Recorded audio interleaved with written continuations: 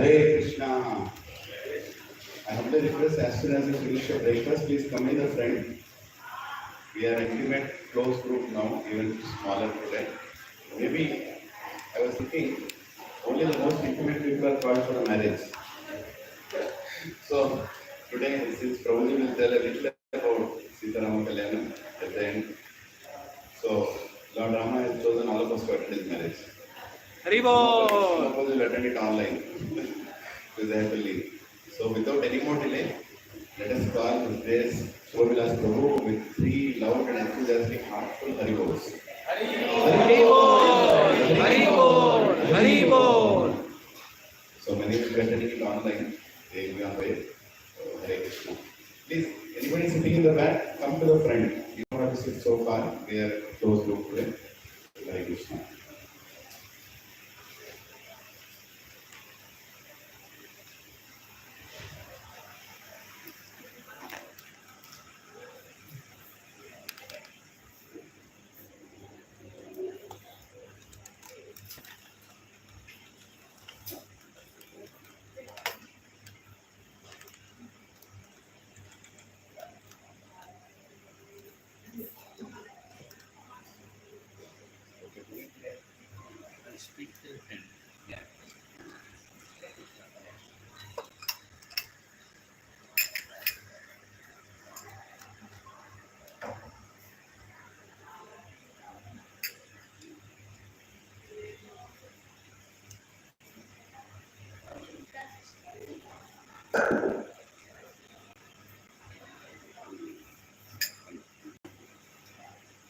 Hare Krishna.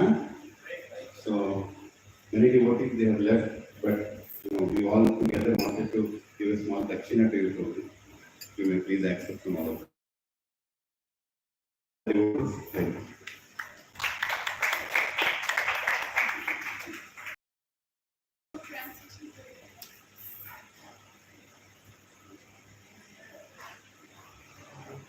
Devadha Madha Kunja Bihari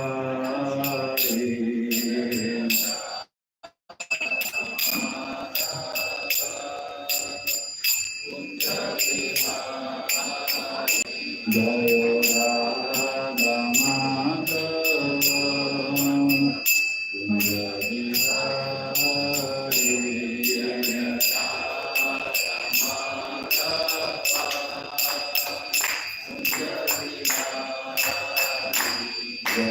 Gopi Jana Vallabha Girivaradhari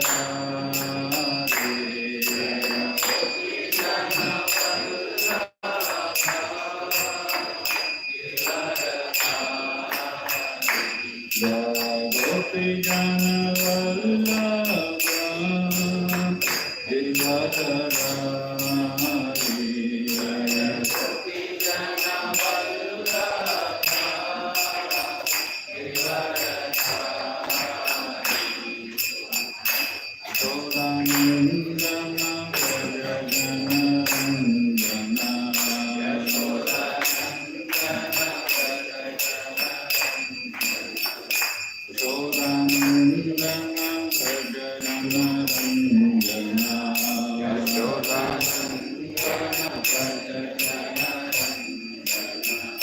Yamuna Tira Vanachari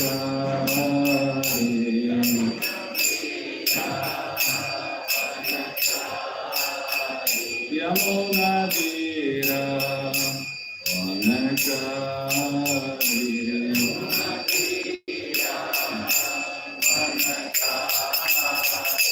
Jaya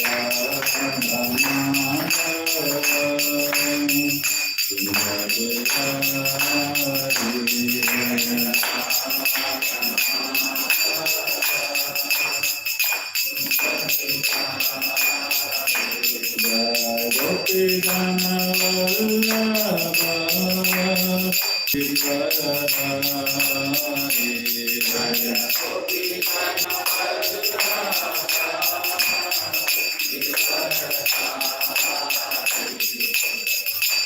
Gorananda Jana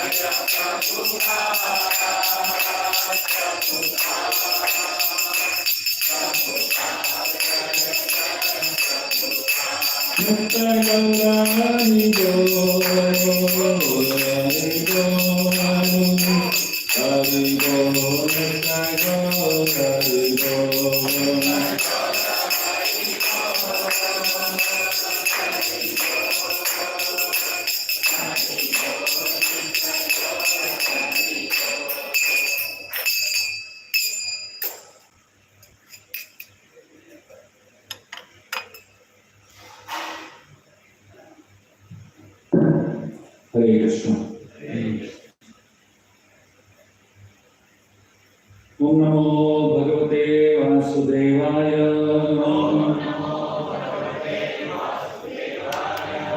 Om Namo Bhagavate Vasudevaya. Om Namo Bhagavate Vasudevaya.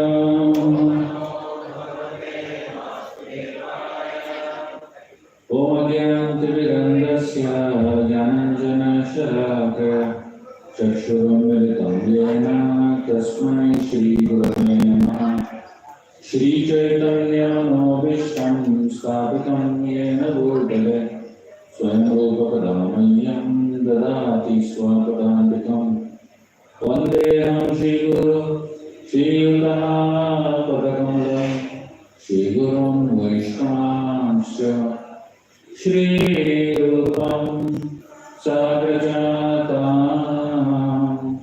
Sahagana Raghunatam Vitam Tam Sajivam Sadvaitam Savadutam Parijana Sahitam Krishna Chaitanya Devam Shri Radha Krishna Padam Sahagana Lalitam Shri Vishakam Vikamscha He Krishna Karuna Sindhu Deenabandhu Jagatpate Gopesha Gopika Kanta Radha Kanta Namostute Tapta Kanchana Gaurangi Radhe Vrindavaneshwari Vrishabhano Sudhadevi Pranamami Haripriye Vanchakalpatarubhyascha Kripasindhubhyevacha Patitanam Pavanebhyo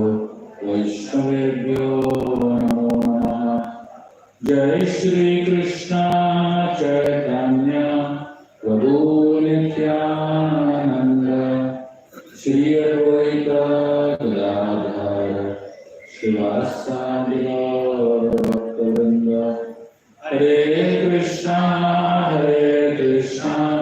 Krishna Krishna, Hare Hare, Hare Rama, Rama Rama,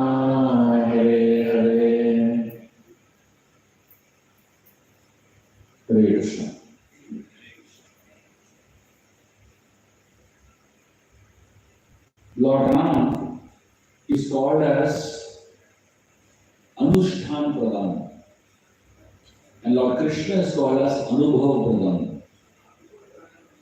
The word Anushtan Pradhan means that Lord Ram, his entire life is about principles, and his work is to set a standard of what a good human being is, how a good human being is supposed to behave, how a good human being is supposed to deal.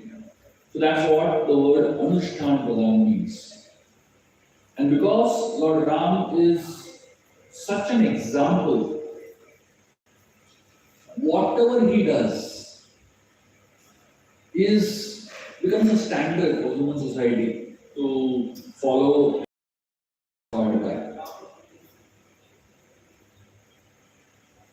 And Krishna is known as Anubhav Pradhan. Anubhav Pradhan means that he has come into this world to give us an experience of the spiritual world. So you can't learn too much from his actions because his actions are very confusing. But you can learn a lot from, or rather you can absorb yourself a lot in his pastimes and experience what it means to be in the spiritual world. And because Lord Ram's pastimes, Lord Ram is Anushtan Pradhan, his childhood is underplayed in the Ramayana. So if you actually see the Valmiki Ramayana, there are only 10 verses about the childhood of Lord Ram. Only 10 verses. Out of 24,000 verses, only 10 verses talk about the childhood of Ram. If you look at Krishna's life, how many verses are there about Krishna's life? Thousands, literally. I mean, almost 35 chapters of the third of the 10th canto of Bhagavatam is only Krishna's childhood. But Ram's entire childhood is in 10 verses. So when Krishna reaches Mathura, he's about 11 and a half, 12 years old. And Ram, when he is in Ayodhya, and the story that we're going to be discussing today is when Ram is 12 years old. 10 verses back, Ram was born. And after 10 verses, he's 12 years old already, and Dasharatha Maharaj is thinking of getting him married. Now you don't ask me why 12-year-old child is getting married. In 12 years, they have the maturity of 25 years. So we, unfortunately, in 25 years also don't have maturity at all, right? So the idea of marriage is according to your level of maturity. So the faster you become mature, the faster you qualify to get married. So Lord Ram, he was 12 years old now.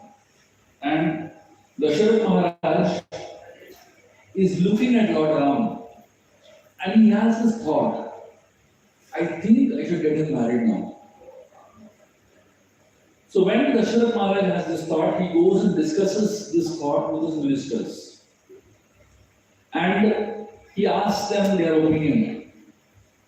And as Dasharatha Maharaj and all these ministers are talking about the marriage of Lord Ram, something happens. There's a commotion in the courtroom.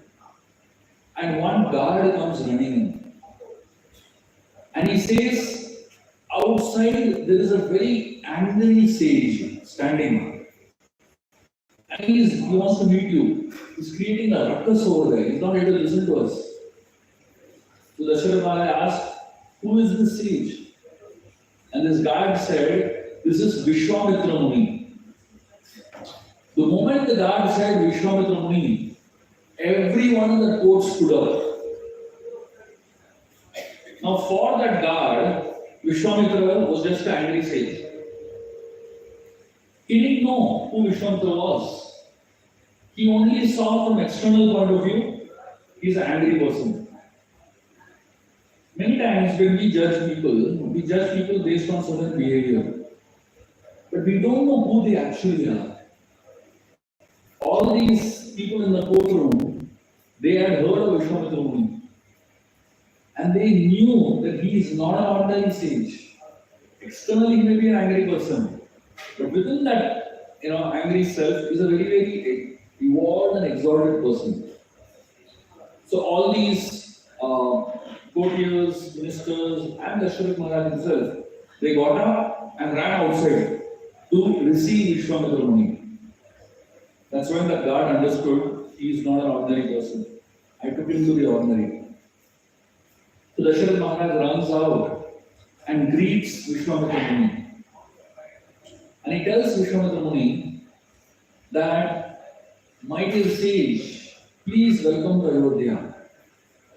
And he says, you are a place of pilgrimage personified.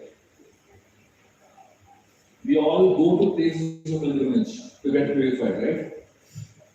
But sages are walking places of pilgrimage. They carry the place of pilgrimage within them. So wherever sages are, that place becomes a Tirthasthan. So Dasharath Maharaj says, you have come here. So we are so grateful to you. Vishwamitra Muni asks Dasharath two questions. He asks Dasharath, how are you doing? Have you conquered your enemies? The second question he asks is, are you doing your duties towards God and society properly? So now these seem to be ordinary questions. But within these two questions is the Siddhanta of all the scriptures. What is Vishwamitra Muni asking? First question he asks, have you conquered your enemies? What enemies is he talking about? He's talking about two types of enemies. He's talking about external enemies, but he's also talking about internal enemies. And he asks them, have you conquered your enemies? And have you kept them under subjugation? That means, see, one is to conquer the enemy, but after some time, enemy conquers you again. Today I conquered lust. What about tomorrow? So it's not just enough to conquer the enemy once. It has to be a constant affair. You have to keep the enemies under subjugation. And that is very important. And that is possible only if the answer to the second question is yes. What is the second question? The second question is, are you doing your duties towards God and society properly? So if you are doing your duties towards God and society properly, then you can keep your enemies under check. The six anarthas, lust, anger, greed, envy, pride, illusion, they can be kept under check provided you are doing your duties towards God and society properly. Vishwamitra Muni was welcomed by Dasharath Maharaj with very, very beautiful words. And after welcoming him and appreciating him and thanking him, Dasharath Maharaj tells Vishwamitra Muni, please tell me what can I do for you? And he says, whatever you want, I will do it. Dasharath Maharaj always makes the same mistake. He tells people, whatever you want, I'll do. Never ever tell anyone, whatever you want, I'll do. Because you don't know what they will want, isn't it? You are not God to say, whatever you want, I'll fulfill your desire, isn't it? So you have to really be careful of what kind of words you use in front of whom. So when Dasharath Maharaj says, he tells, whatever you say, I'll do it. Vishwamitra Muni, he tells Dasharath Maharaj, that whatever you are speaking is very good. The way you are speaking it is very good. When Krishna speaks about these 5 qualities of speech, he says, Anudvega Janam Vakyam Satyam Priyam Hitam Chaya Swadhyaya Dashanam Chaya Vanmaya Tapochita. He says speech should have 5 qualities. It should first be non-agitating. Your speech should not agitate other people. Second is that your speech should be pleasing to others. It should be beneficial, hitam, beneficial to others. it should be satyam, it should be truthful. And fifth is that your speech should be upheld by the scriptures. Whatever you speak should be supported by the scriptures. These are five qualities of speech. So Vishwamitra Muni tells Dasharath, you have already proven four qualities in your speech. It's not agitating, it's pleasing, it is beneficial, it is upheld by the scriptures. Now I want to know whether you are also speaking the truth. Means what? He's saying, ask anything, I'll give you. Vishwamitra Muni is saying, I'm going to ask you something now. Let us see if you are ready to give it to me. Then Vishwamitra Muni tells Dasharath Maharaj that I've been doing a sacrifice for the welfare of society. The word Vishwamitra means Vishwa means the world, and Mitra means the friend of the world. So the life of Vishwamitra is to serve society, serve other people. He is a friend of the whole world. So whatever he does, it is not for his benefit. It is for the benefit of society. So Vishwamitra is telling that I am doing a sacrifice for the welfare of society. And this is a 7-day long sacrifice. But when I do the sacrifice, I have to take two vows. One, I have to take a vow of silence. I have to completely abstain from speaking. And second, I have to take a vow of abstinence from anger. I cannot be angry for 7 days. So the moment I take this vow of abstinence from anger and silence, I become helpless. Because every time I'm doing this sacrifice, these demons headed by Marich and Subhahu come and attack my sacrifice. And they throw all kinds of obnoxious things into the sacrifice and completely destroy it. As a result, I'm not able to complete my sacrifice on time. I can't get angry. So he said, I can easily destroy these demons. Very easy for me to destroy them. I just, chant the Bhumkara mantra and they'll all be dead. But I can't get angry and I can't speak. So these people are taking advantage of this. So that is how life works, right? When you are in a particular situation of helplessness, somebody takes advantage of it.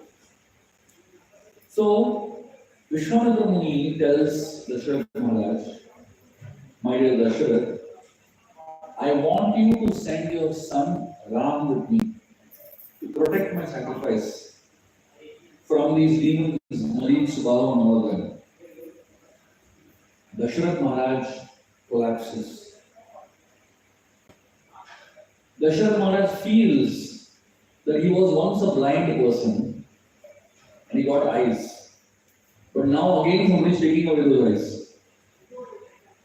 Dasharath didn't have a son for a long period of time. And finally he had a son. Now Vishwamitra Muni is taking away the son. So Dasharath is thinking, oh, what is this? How can I live without Ram? Because for Dasharath, Ram is his eye. He has to constantly keep seeing Ram. Like he was addicted to seeing Ram. So Dasharath, he is trying to somehow pacify Vishwamitra Muni not to take Ram. He tells Vishwamitra Muni, my Ram is just a child.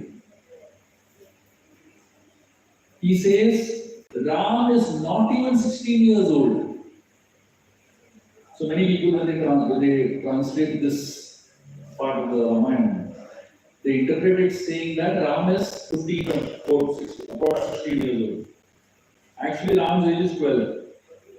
But why is Dasharath saying he is not even 16? Because 16 is the eligible age for fighting, getting into a battle. That's why Dasharath is saying he is not even 16. It doesn't mean Ram is 15 or 16. That's not what it means. It just means that Ram has not reached the eligible age for fighting. Vishwamitra Muni tells Dasharath Maharaj, you are talking about age. I am talking about ability. Ram may not be 16. He may not be eligible in terms of the age, but as far as his capacity and capability is concerned, he is much, much older. Dasharath Maharaj says, you are saying that Ram is capable of fighting. Fine. He may be capable of fighting, but he is Rajiv Lochana. What does the meaning of the word Rajiv Lochana? Rajiv Lochana means the one who has eyes like petals of a lotus flower. That's the meaning of the word Rajiv Lochana. But why is Dasharath saying he is Rajiv Lochana? For a very specific reason. The property of lotus flowers is that when the sun sets, the lotus flowers close down. The petals close. Why? That is the way the lotuses are designed. So he's saying he is Rajiva Lochana, which means when the sun sets, he goes to sleep. Small children, they need to sleep a lot, isn't it? And they sleep early. It doesn't apply to children today. At least children in the past used to sleep early. So Dasharath is saying, Ram is Rajiva Lochana. The moment the sun sets, his eyes automatically close and he goes to sleep. And the demons are active in the night only. They wake up in the night only. So what is the point in... Hello? भैया थोड़ा सा चुप रहेंगे क्या? आप थोड़ा बाहर जाएंगे? शांति बनाए रखिए, ठीक है? So Dasharath is saying he is Rajiva Lochana. What is the point in him being asleep in the night when the demons are actually going to be active? So he says, there is no point only taking Ram. Vishwamitra tells Ram, Vishwamitra tells Dasharath Maharaj, I am also saying Ram is Rajiva Lochana. Therefore, you should come with me. Now Dasharath is confused. What does this mean? He says, you are talking about the property of the lotus that closes when the sun sets. I am talking about the property of the lotus that opens when the sun rises. He is saying Ram's eyes are like the sun. And when the demons come, his eyes will open up. Because he will be so angry in them. And his beautiful lotus-like eyes will be fully open. And his eyeballs, which are like the sun, will glare and destroy the demons. Dasharath Maharaj tells Vishwamitra Muni, he says, my dear sage, Ram has no experience in fighting. He has no experience, he has never fought a single war. I have fought many wars. I will come with you. And I will come with you with the entire army of Ayodhya. Just forget Ram. Let Ram stay in Ayodhya. Vishwamitra Muni tells, I only want Ram. I don't want anybody else. Dasharath is talking about quantity, and Vishwamitra is talking about quality. Dasharath is saying, I will come with full army. Vishwamitra Muni is saying, I don't want your army. I only want one person. Vishwamitra Muni tells Dasharath Maharaj, you are sitting on the throne with a crown on your head. And because you are sitting on a throne with a crown on your head, you are seeing Ram from the perspective of being a father and being a king. But I am sitting at the lotus feet of the Lord with matted hair on my head.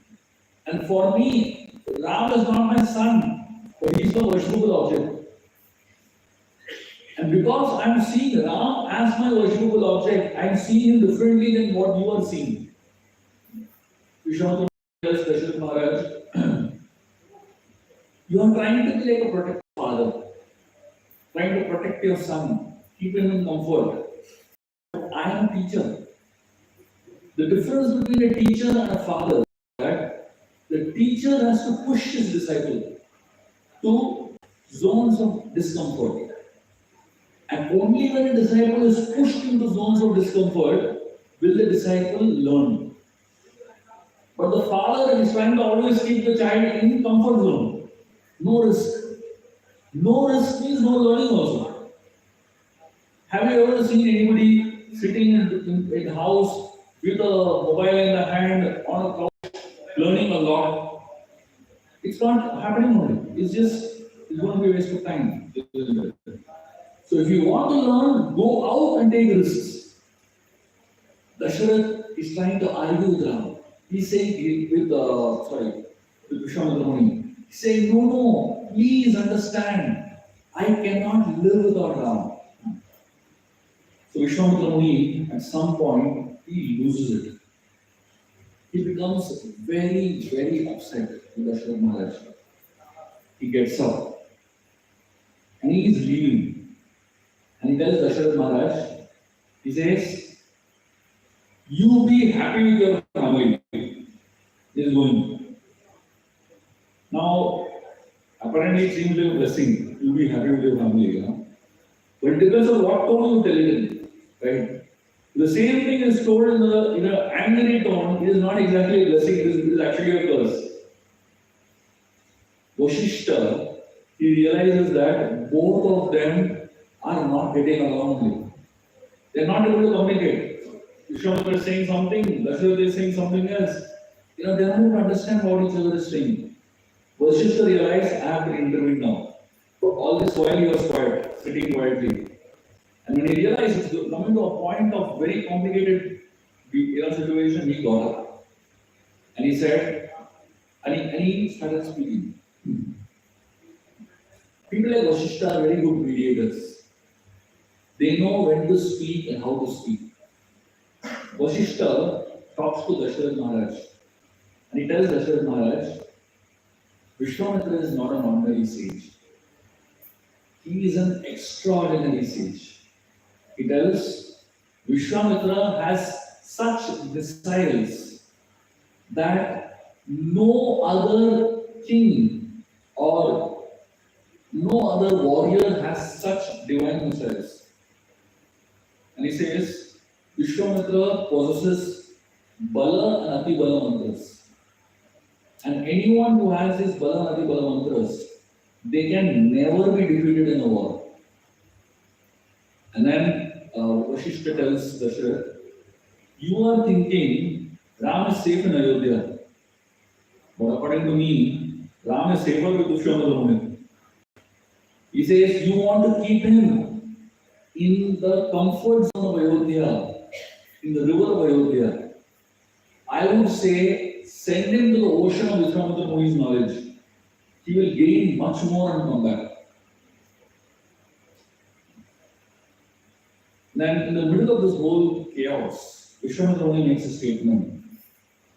He says, whatever I am talking about Ram, he says, not only I am saying, but even Vashishta will agree to what I am saying.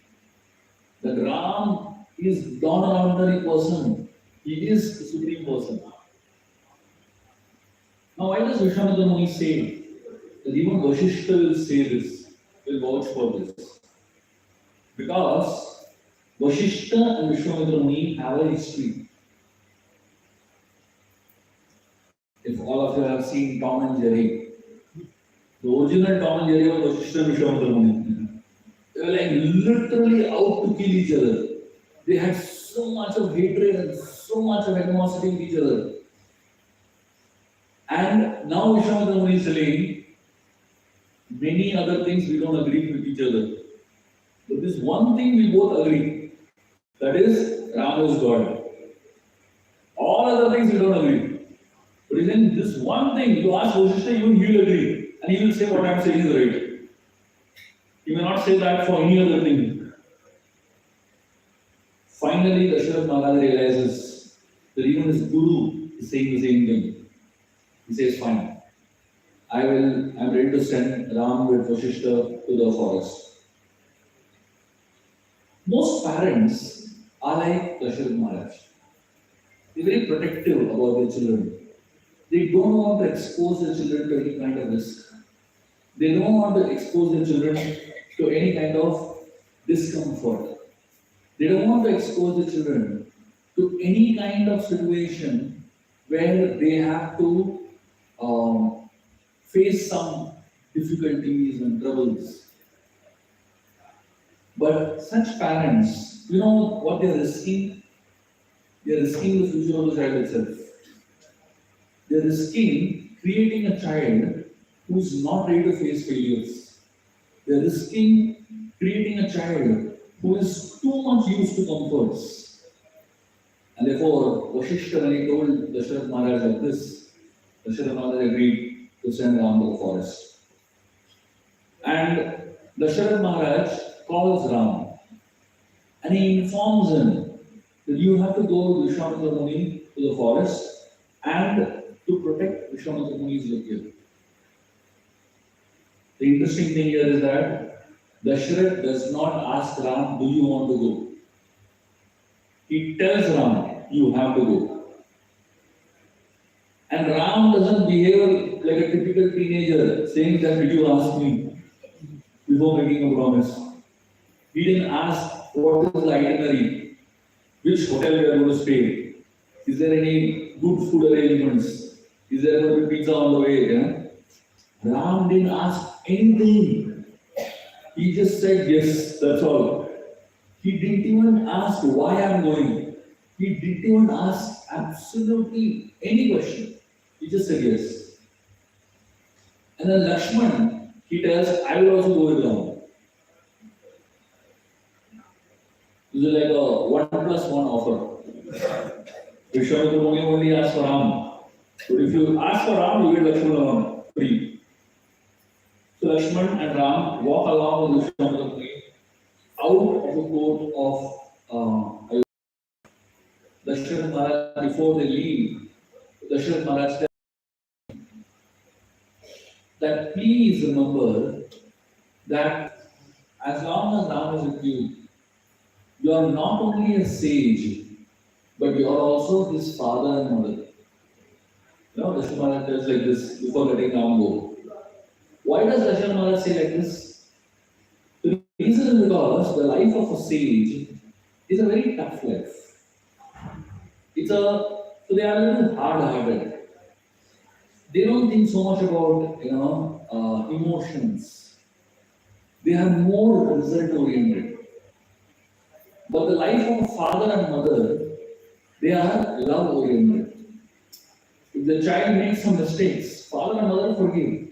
They forgive the mistakes. They go ahead. So Dasharatha is telling Vishwamitra Muni, please remember that Ram, Lakshman are your children. You have to not only discipline them like a teacher, but you also have to forgive their mistakes like a father. Vishwamitra Muni takes Ram, Lakshman away and he just keeps walking out of Ayodhya. Ram and Lakshman walk behind him. All three of them don't turn back even once. Why they don't turn back? The nature of attachments is that it keeps making you turn back again and again. So these three people, they're going for a purpose. And they are very detached people. It's going ahead.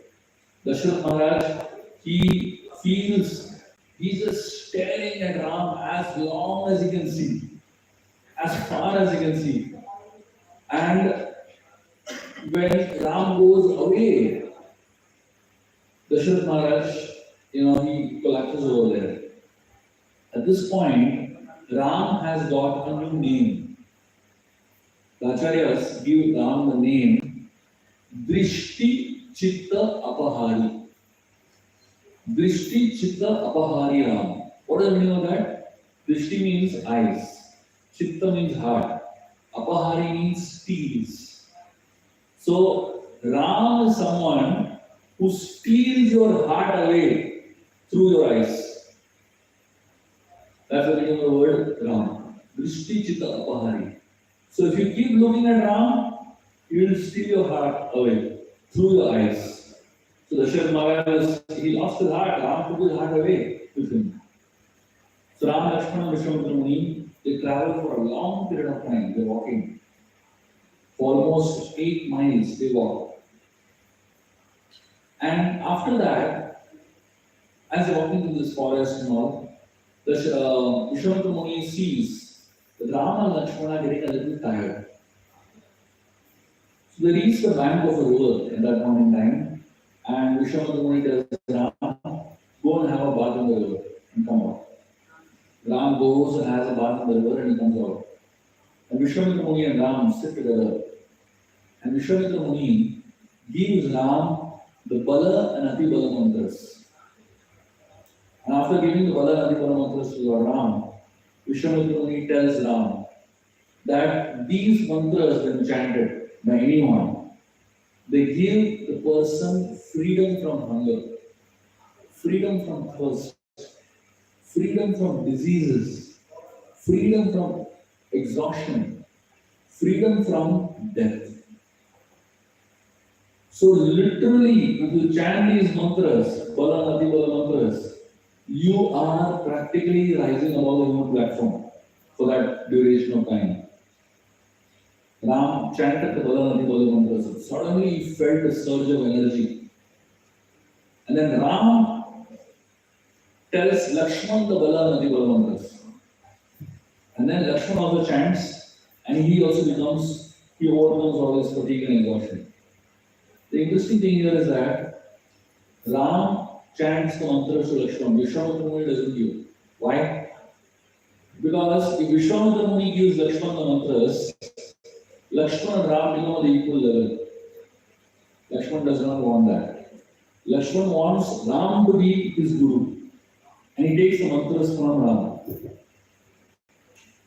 The interesting thing here is that Vishwamitra Muni, for the first time in his life, is sharing his knowledge with somebody else. All these years, Vishwamitra Muni has been living alone in the forest. And for the first time, he feels that I should share my knowledge with other people, with Ram and Lakshman here. There is a difference between the path of austerity and the path of devotion. The path of austerity makes you very hard-hearted. It makes you very selfish because you're only concerned about yourself, your progress, your advancement, your greatness. But the path of devotion is concerned about other people. The path of devotion is about sharing with others whatever knowledge you have, whatever realization you share with other people, and let others grow. When others grow, you also grow. That's the difference between the path of austerity and the path of devotion. Ram, Lakshman, and Vishwamitra Muni continue walking for some time. And then, at a particular time that late in the evening, they decide to stay overnight in one place. Ram, Lakshman, and Vishwamitra Muni, they lie down on the forest floor. Yesterday I spoke to you about how Ram and Sita were lying on the forest floor, right? Today, Ram and Lakshman are lying on the forest floor. This is the first time in Ram's life that he is sleeping on the floor. With Sita, it is much later. But this is the first time in Ram's life, as a prince, that he is sleeping on the floor. It is explained that Ram and Lakshman are very flexible. They did not demand anything from Vishwamitra Muni. They didn't expect anything from Vishwamitra Muni. They were ready to adjust to whatever comes their way. So when Ram and Lakshman are lying on the floor, Vishwamitra Muni was lying next to them. He was thinking, these are young boys. They are without their mother for the first time in their lives. So I need to make them feel comfortable. So Vishwamitra Muni, in a very loving way, started telling stories to Ram and Lakshman to put them to sleep. Imagine, it's a tough sage, but he is dealing with two young boys here. And he felt that I need to be a little kinder. Every human being has a soft side inside him. But unfortunately, we hide that soft side inside us. Why? Because we feel that somebody will take advantage of us. Right? We act very tough. We act very closed. We don't want to expose our soft side unless we have complete faith that this person will not take advantage of my soft nature. Vishwamitra Muni told stories to Ram and Lakshman, and Ram and Lakshman went to sleep. The next day morning, Vishwanath Muni gets up early in the morning. He goes and has a bath in the river. He does his morning prayers. And he comes back and he sees Ram and Lakshmana still sleeping. At that time, Vishwanath Muni wants to wake up Ram and Lakshmana. This is the first time in Vishwamitra's life that he's seeing the face of the sleeping Ram. And his heart really melts. He is so touched seeing the sleeping beauty of Lord Ram that at this point, seeing the sleeping beauty of Lord Ram, Vishwamitra Muni remembers Mother Kaushalya.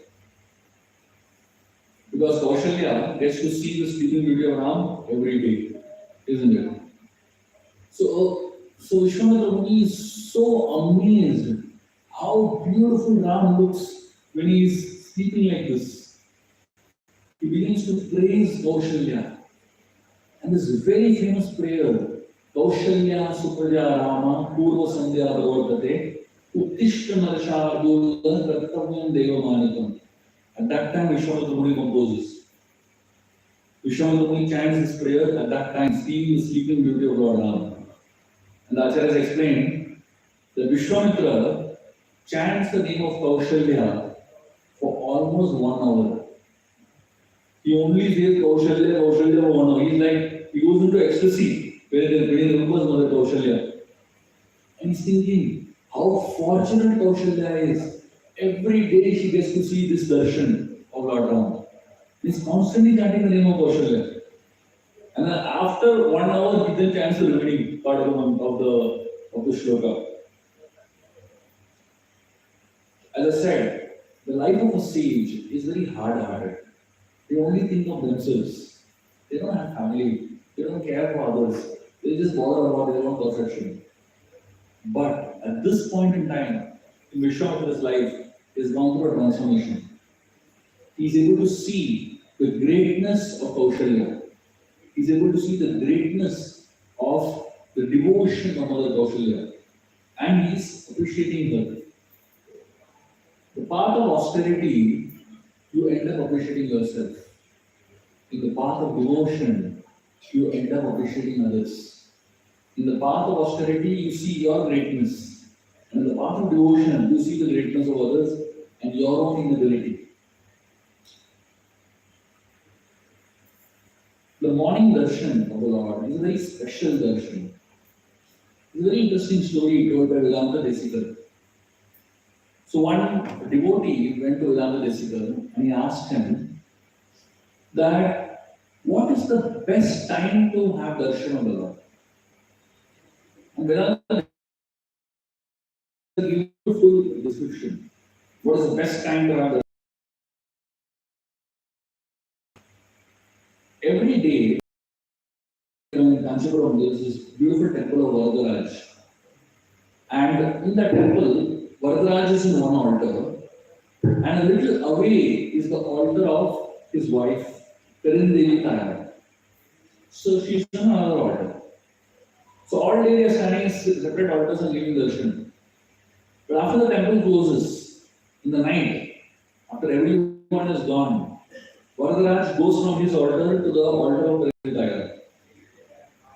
And he sleeps on the arm of Perendevi Tayar. The goddess puts her hand like this, and Varadaraj sleeps on the hand of Lakshmi Devi.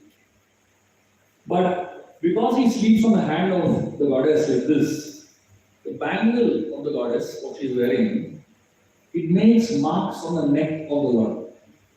The bangle like this, it makes marks on the neck of the Lord. And the next day when he gets up in the morning, he gets up and he realizes, oh, Mangalarati time, he runs back to his altar.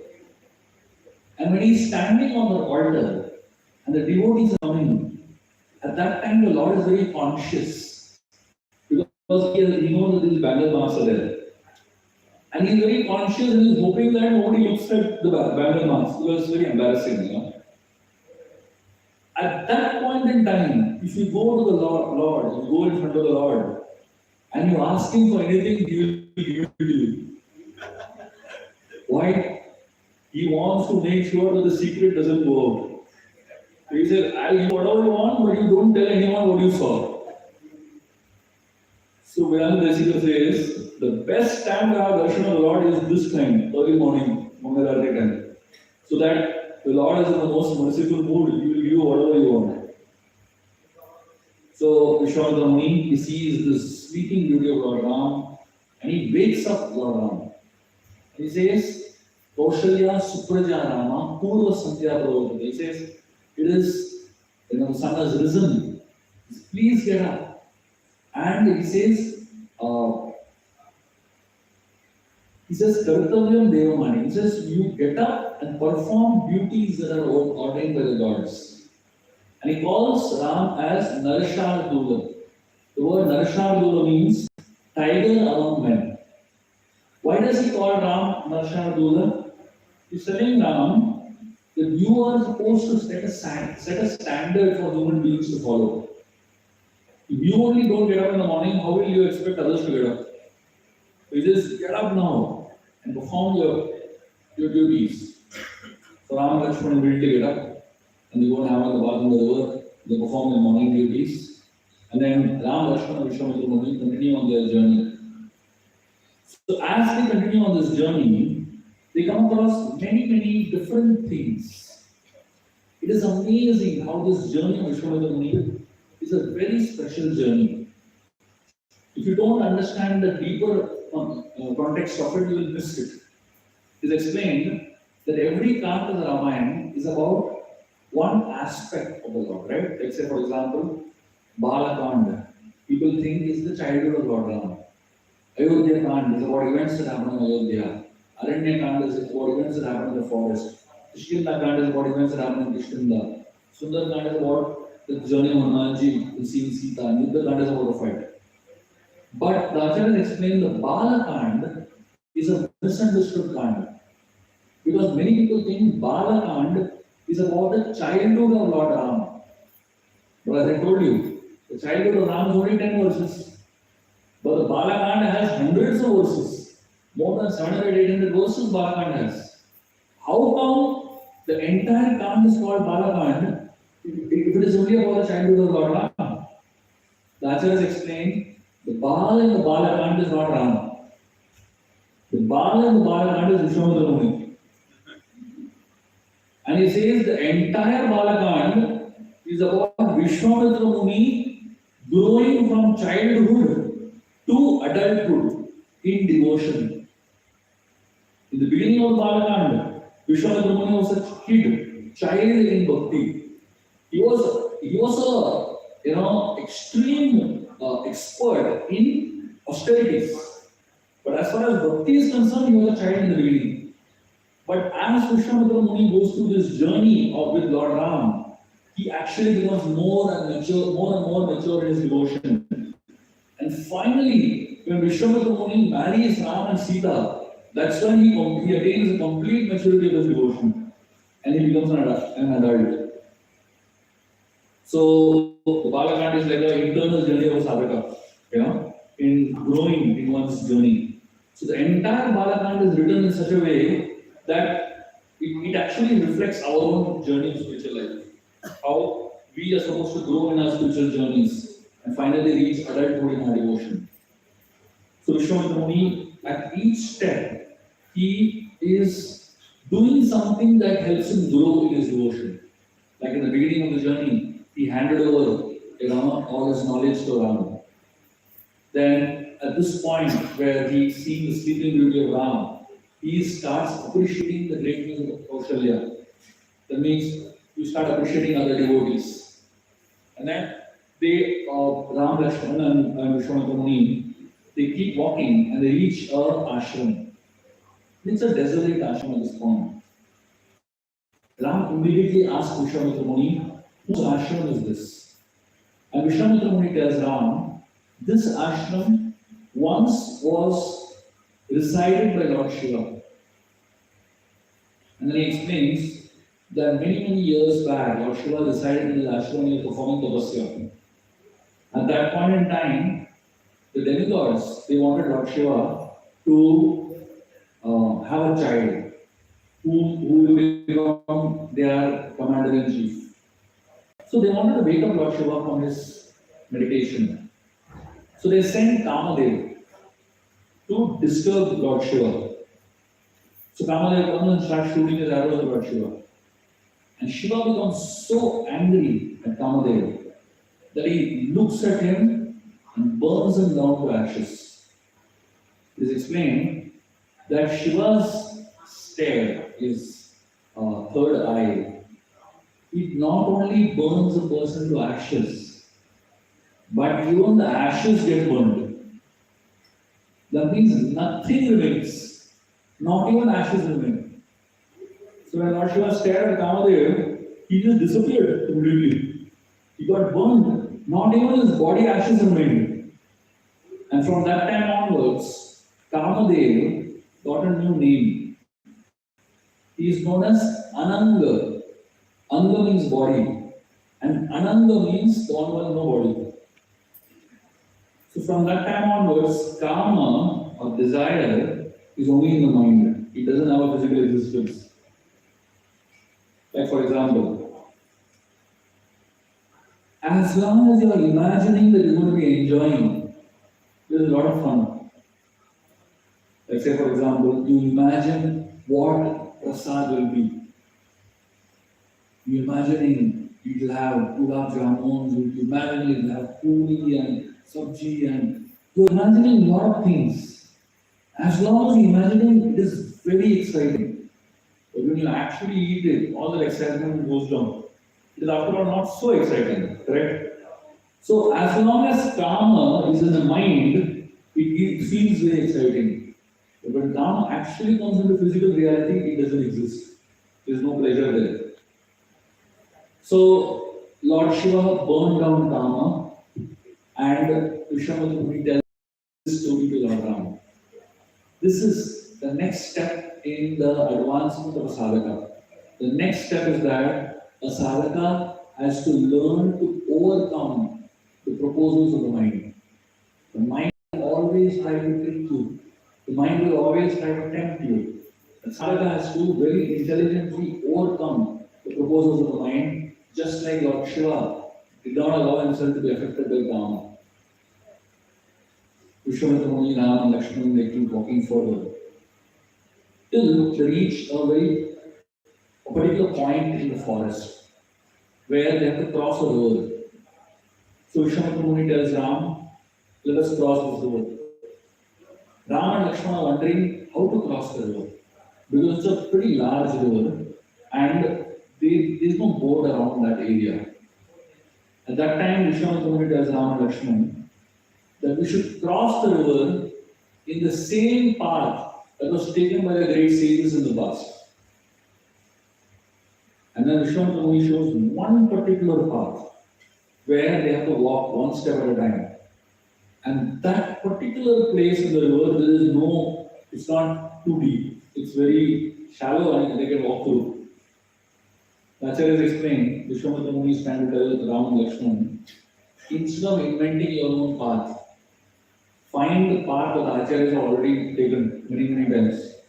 That is a safer path to cross the river or cross the ocean or both there, whatever, you know.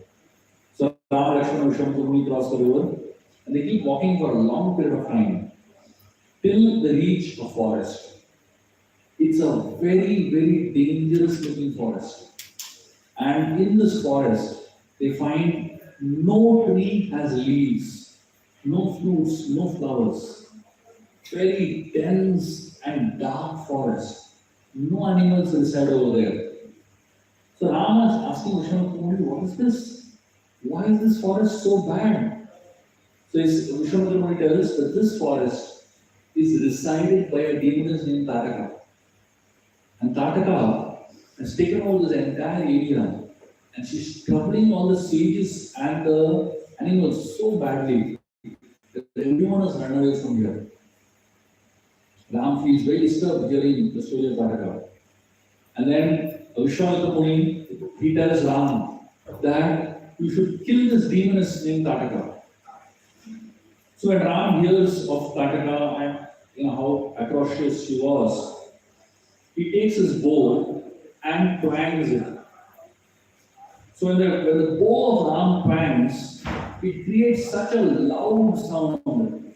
The Tataka was sleeping somewhere else, she gets up and she stands up. The Ramayana describes Tataka. She was so huge that light was touching the sky. And she was wearing a garland.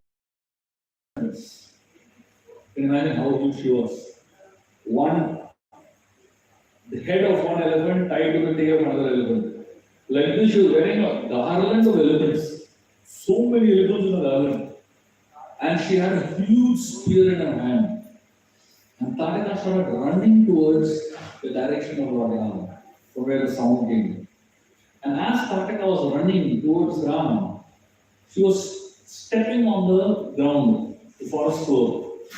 And her foot was so huge, it was creating a hole in the forest floor, and water was filling up. Like literally creating small wells as she was running towards Ram.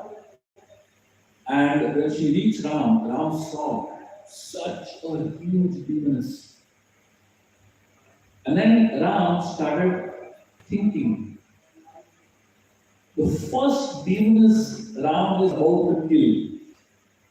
Forget demoness, any kind of Rakshasa. The first person Ram is about to kill is a woman. And Ram thinks a lot. Should I kill? Should I not kill? Is this right? Is this wrong? Lord Krishna was the first person he killed was a woman only, Putana. But he didn't think so much. He closed his eyes and killed her straight away. The difference between Krishna and Ram is that Ram thinks a lot. Too much thinking going on. Krishna doesn't think so much. He does the needful basically. Why does Ram think so much? Because he is setting a standard for human society, for human beings to follow. So he is acting how a human being should act. So Vishwamitra Muni understands when he sees Ram hesitating so much. He says, "This is not a woman, kill her." And Vishwamitra Muni gives the qualities of a woman that should be in a woman. He talks about shyness, he talks about compassion, he talks about so many qualities that a woman should have.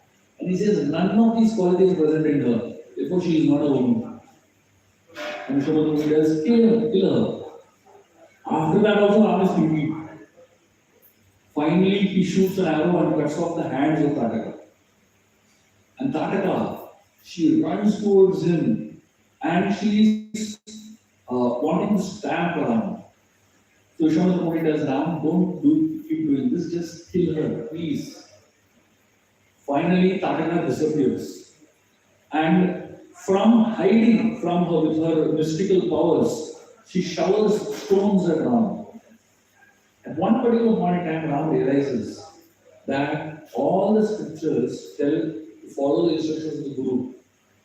And all the scriptures also talk about the importance of protecting innocent people like the prayers.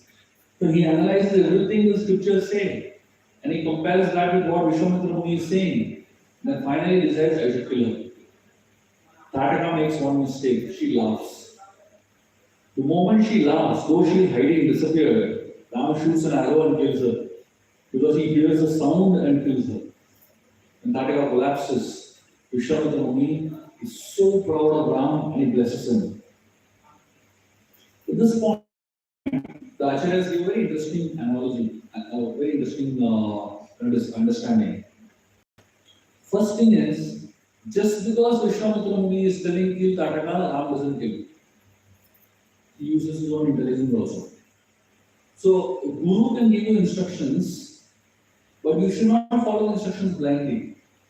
You should use your intelligence also. And see if the instructions are in alignment with the scriptures. Only the instructions of the Guru are in alignment with the scriptures, only then you follow the instructions of the scripture of the Guru. Otherwise, just like Bali rejected the instruction of his Guru because it was not in alignment with the scriptures. Similarly, you can also reject the instructions of the Guru if it is not in alignment with the scriptures. Ram and Vishwamitra Muni and Lakshman continued further to the death of Tataka. And they reach Siddhashram. Siddhashram is the ashram where Vishwamitra Muni lives along with his disciples. And that is the place where they're going to perform the sacrifice. So when they're going to perform the sacrifice, it's a 7-day long sacrifice. Vishwamitra Muni tells Ram and Lakshman, I'm going to perform the sacrifice, and it's going to be 7 full days. And 7 days and 7 nights, I'll be silent. I'm going to take vows of silence, and I'm going to take vows of abstinence from anger. He said, I want you to be very careful and guard the sacrifice from these demons, Marich and Subahu.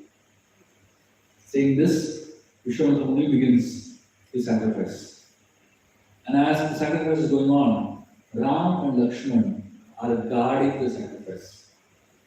It is explained that Vishwamitra Muni and all the sages are sitting in the middle with the fire right in between them. And around them, Ram and Lakshman are moving around. It is explained Lakshman is in one place, stationary. But Ram goes around like this and comes around and touches Lakshman. But again he goes around and again he comes around. It is explained just like the eyeballs are protected by the 2 eyelids. Similarly, the sacrifice of Vishwamitra Muni, which is like the eyeballs, is protected by the 2 eyelids, Ram and Lakshman. Just like the lower eyelid is stationary and the upper eyelid goes up and down. Similarly, Lakshman is stationary, Ram goes up and down. Like that, Ram and Lakshman are protecting the sacrifice of Vishwamitra Muni. For 6 days, nothing happened. Absolutely nothing. Ram and Lakshman were very careful, but absolutely nothing happened. On the 7th day, when the sacrifice was reaching its culmination, just about to get over, at that time, they hear a loud scream. Ram and Lakshman immediately become alert and they start looking for where the screams come from. And they're not able to see anyone. But suddenly, it starts raining. And it's not raining water, it is raining blood and mucus, all kinds of dirty things, meat and flesh, all of that is raining. Ram, he immediately creates a canopy, like an umbrella of the equipment of arrows. He creates such a beautiful umbrella of arrows that not even one drop falls into the equipment. Everything evaporates there only. Marich and Subahu and all these demons are getting very frustrated, seeing that they are not able to contaminate the sacrifice. They try to come down on the earth, and from the earth they try to attack the sacrifice. But unfortunately, as they are coming down to the earth, to touch the earth, the sages are chanting mantras. The mantras are so powerful that these demons are not able to come to the earth only. They are not able to touch the floor. And they have to hover around on top. The demons realize the only way to counteract the mantras is by speaking dirty words. The demons start abusing, speaking all kinds of obnoxious words. Now imagine the situation here. From below mantras and from above bad words. There's like a clash between the 2 sound vibrations. But the power of the mantras was much more than the power of those bad words. And Vishwamitra Muni and the sages continued to perform the sacrifices, and Ram and Lakshman started fighting with these demons. One by one, Ram and Lakshman started killing all these demons that were attacking the sacrifice. And finally, Lord Ram takes an arrow and shoots it at Subahu. The arrow is not an ordinary arrow, it's an Agni Astra. It burns down Subahu to ashes. And then he takes another arrow, which is known as Manava Astra, and he shoots it at Marich. The arrow is a blunt arrow, it is not a pointed arrow. It hits the chest of Marich and it pushes Marich 800 miles into the ocean. Siddhashram is somewhere in Uttar Pradesh. And Marich is pushed hundreds of miles into the ocean. And it is explained that Marich falls in an island which is today known as Mauritius. The word Mauritius comes from the word Marich, basically. When I had gone to Mauritius a few years back, the locals over there told me, the Marich came over here and therefore the Ram threw him so far away into the island. And even today, because of Marish, people are doing Ram Katha in Mauritius. Hundreds of Ram Kathas are going on over there, you know. So finally, all the demons are killed, and Vishwamitra Muni and the sages offer the final oblations, and the sacrifice is a grand success. Vishwamitra Muni becomes so happy and grateful to Ram and Lakshman for protecting the sacrifice and helping him complete his vow. Ram and Lakshman are very grateful for this opportunity to serve the sages and to serve society. Ram and Vishwamitra Muni have a conversation, and that night they spend in Siddhashram. So after the night is over, the next day morning, Vishwamitra Muni, ideally Vishwamitra Muni should take Ram Lakshman back to Ayodhya, right? Because he got them only for this sacrifice. Sacrifice is over. He should ideally take them back to Ayodhya. But Vishwamitra Muni has other plans. So just to do what he thought, he tells Ram and Lakshman that all of us sages, we are planning to go to Mithila because Janak Maharaj has organized a bow sacrifice there. And because Janak has organized the bow sacrifice there, we all want to just go and attend that bow sacrifice. This is the bow of Lord Shiva. It is explained that the bow weighed 21,000 kilos. That was the weight of that bow of Lord Shiva.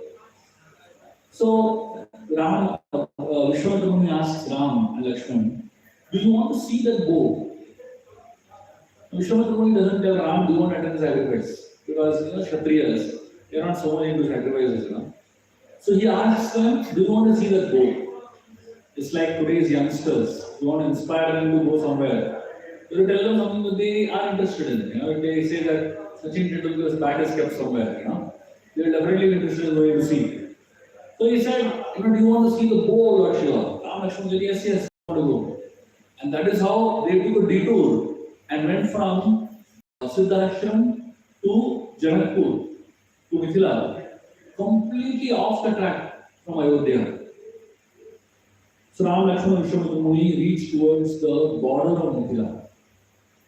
Before they enter into the city of Mithila, Vishwamitra Muni takes a detour and he goes into a very secluded place in the forest. And he reaches an ashram, which is a dilapidated ashram.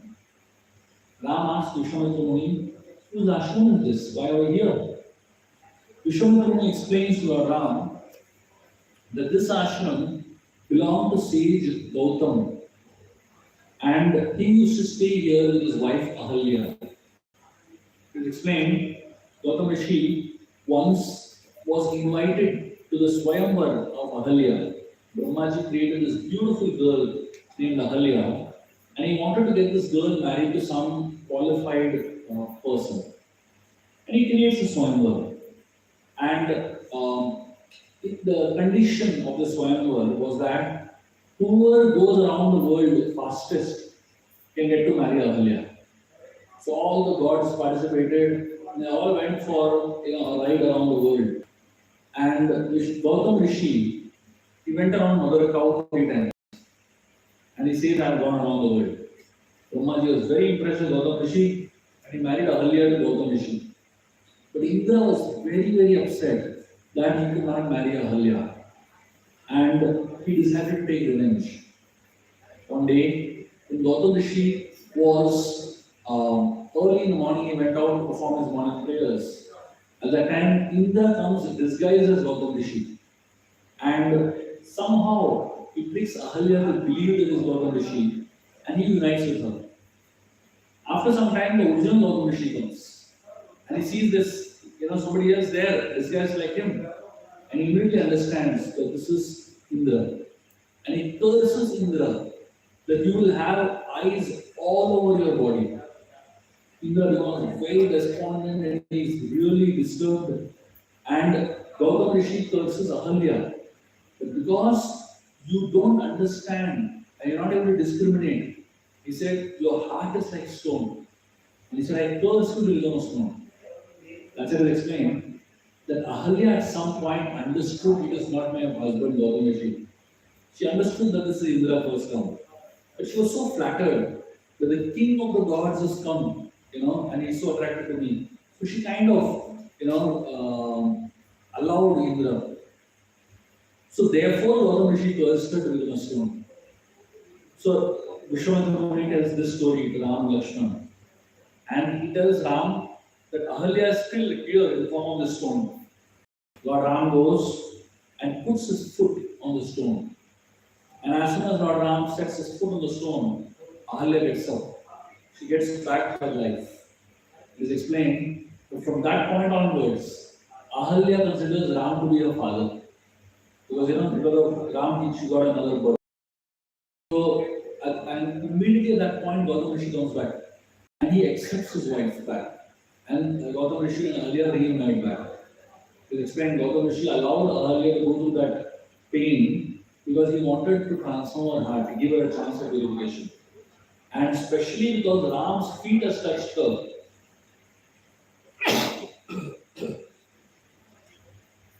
Now she was completely purified from all the sin.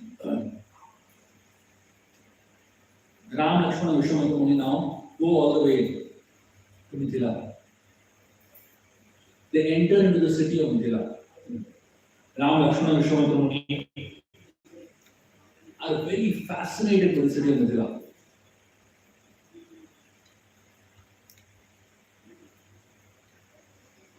So it is explained that Mithila was such an opulent city, much more opulent than the city of Ayodhya also.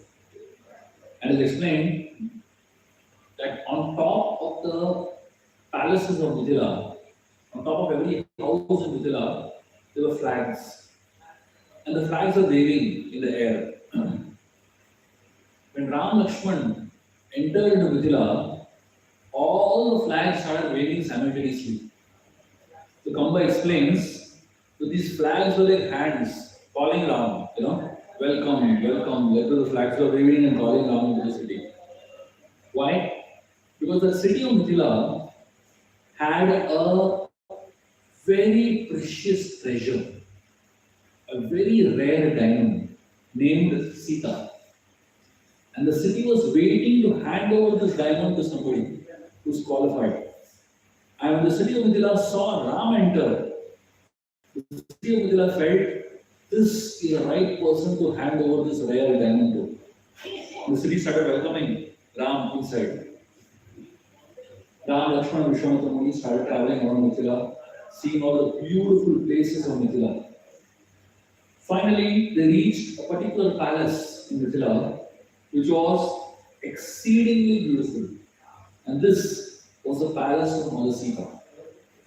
And it explained, when Ram, Lakshmana, and Vishwamitra Muni reached that place, Sita was standing on the terrace of the palace.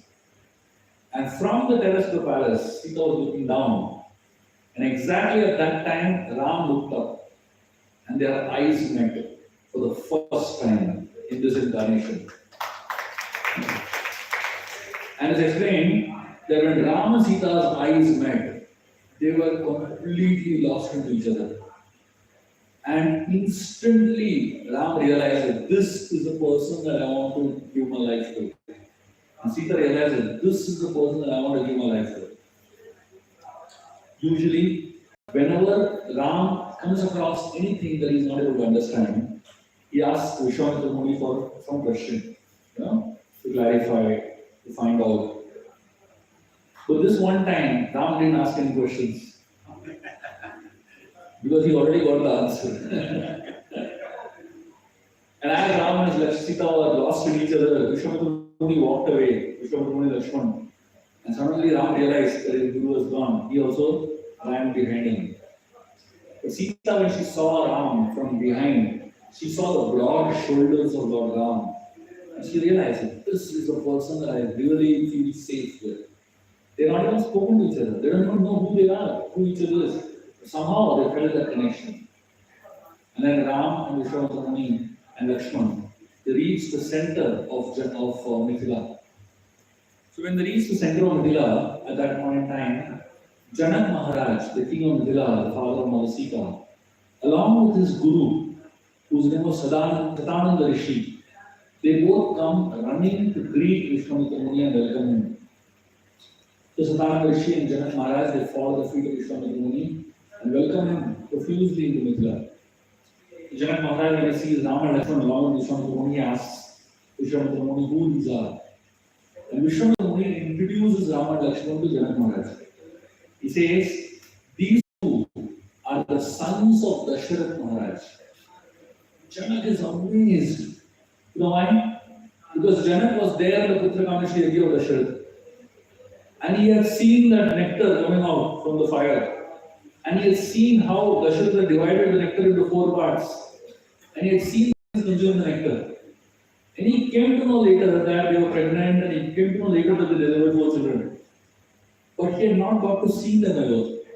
And here we see the 2 sons over here, and they are grown up. He feels so happy seeing the sons of his friend. And he is amazed how handsome and how wonderful they both have become. These are not ordinary children, they're born from here, right? So Janak Maharaj, and then Vishwamitra Muni continues describing Ram to Janak. So Vishwamitra Muni tells Janak Maharaj that this is Ram and he has killed Tataka. Tataka was a very massive demoness. For one person to kill Tataka is not a joke. Janak Maharaj is very impressed. He said, is it? Wow. And then Vishwamitra Muni says, he also killed Marit Subhahu and all the demons that came to destroy my sacrifice. Janak Maharaj is really impressed. He's really amazing. Vishwamitra Muni was observing Janak Maharaj and his guru, Sadananda Rishi. And Vishwamitra Muni noticed that while Janak Maharaj is becoming very impressed with Ram, Sadananda Rishi is not at all impressed. He's saying such great things about Ram's achievements. Sadananda Rishi is not impressed only. See, to impress a Rishi is not easy.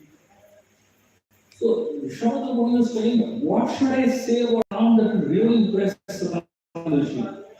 Then Vishwamitra Muni said, Ram also delivered Ayodhya. The moment he said that, Sadananda Rishi said, really? Amazing. You know why? 2 reasons. First reason is that the sages are impressed not by acts of valor, but they are impressed by acts of compassion. And the second reason is that Sadananda Rishi is the son of Ayodhya. He has seen his mother as a stone all his life. And even though he is such a great sage, he can't do anything to help his mother. So he only goes and worships his mother outside the city, that's all. But now, when he came to know that his mother is delivered from a stone, he is so inspired and so grateful to Ram. And that's when he realized that Ram is really great. So Sadananda Rishi and Janak Maharaj, they welcome Ram, Lakshmana and Vishwamitra Muni to the court the next day, where the co-sacrifice is going to happen. Vishwamitra Muni, Ram, Lakshmana reach the court of Janak Maharaj the next day. And when they reach the court of Janak Maharaj, Vishwamitra Muni tells Janak Maharaj, can you please show Ram and Lakshmana the bow, the famous Shiva Dhanush? So Lord Janak Maharaj says, before I show the bow, let me tell about the bow. That's when you'll understand how great the bow is. Janak Maharaj begins to tell the story of the bow. He said, many years back, Vishwakarma created 2 bows. One is a bow that he eventually handed over to Lord Shiva. And the second bow, he handed over to Lord Vishnu. And Vishwakarma created these 2 massive bows. The demigods, they had a little doubt. Their doubt was, which bow is more powerful? Vishnu's bow or Shiva's bow? And which of the 2 personalities is more powerful, Vishnu or Shiva? The demigods went to Lord Brahma and they said, can you create a fight between them so that we understand them? Brahma said, why you are unnecessarily getting into all this, Forget it. Don't get into such things. But these demigods are not ready to listen. They said, no, no, we want to know. Can you please help us? So then finally, Brahmaji said, fine, I'll help you. And he went and told Lord Vishnu and Lord Shiva, can you fight? These people want to see. Lord Shiva and Vishnu, they began to fight. The fight was so powerful that at one point it felt the whole universe was going to get destroyed. And that time the demigods went to Lord Brahma and they said, please, please stop this fight. Brahma went and stopped them, and Lord Vishnu and Lord Shiva stopped fighting. At that point in time, Lord Shiva gave his bow to the Devatas. He gave it to them. And eventually the Devatas gave it to a king named Devavrata on earth. Devavrata was one of the ancestors of Janak Maharaj. And that is how that bow came to Janak in a reciprocal succession. And the second bow of Lord Vishnu eventually came to Parashuram. So that is how these two bows were. So they said, this is the only bow of Lord Shiva over here on earth. And Janak Maharaj said, from that time the bow has been in our family and none of us can lift it. Because nobody can lift it, what to do with that bow? They are only worshipping it. It is like a lot of people, they don't know how to read Bhagavad Gita, so they keep it and worship it. Right? The way to worship Bhagavad Gita is reading it, isn't it? So Janak Maharaj and his people were just worshipping this bow because they had no use of the bow. So saying like this, Janak Maharaj told his people, get the bow. When Janak Maharaj said this, 5,000 people got up. Rama, Lakshmana, and Vishnu, so many people, why are you getting up? Then they realized this bow, it is not easy to move also. It was kept on a huge cart. It is drawn by 500 bulls and pushed by 5,000 men, and still it was moving so slowly. Finally, somehow they got the bow and kept it in the court. And Lord Rama, when he sees the bow, he tells his guru, Vishwamitra Muni, can I go and see the bow? Vishwamitra Muni tells Ram, please go ahead. Lord Ram starts walking towards the bow. As Lord Ram walks towards the bow, citizens of Mithila, they are just fascinated by the walk of Ram. They feel that there are 5 animals walking simultaneously. It is explained, Ram has Gajagati. Gajagati means the walk of an elephant. You've seen elephants walk? It's a regal walk, right? And Ram has Simhagati. That means he has the anger of, he has the majesty of a lion. You see, lions walk very, very majestic walk.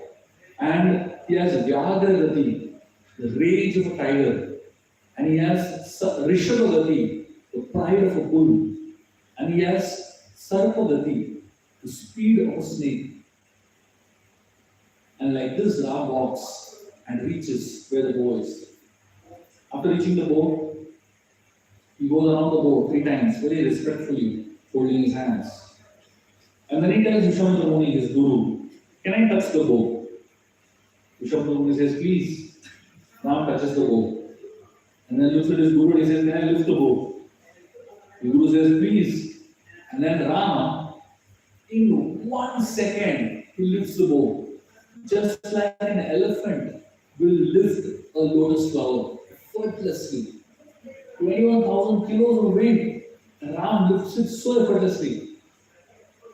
It is explained that every point Ram was asking permission from his guru. Why? He's God, he doesn't need to take permission. But he's showing the world what it means to be a disciple. In front of a guru, you can't act smart. In front of a guru, you shouldn't show your greatness. You shouldn't talk about your greatness.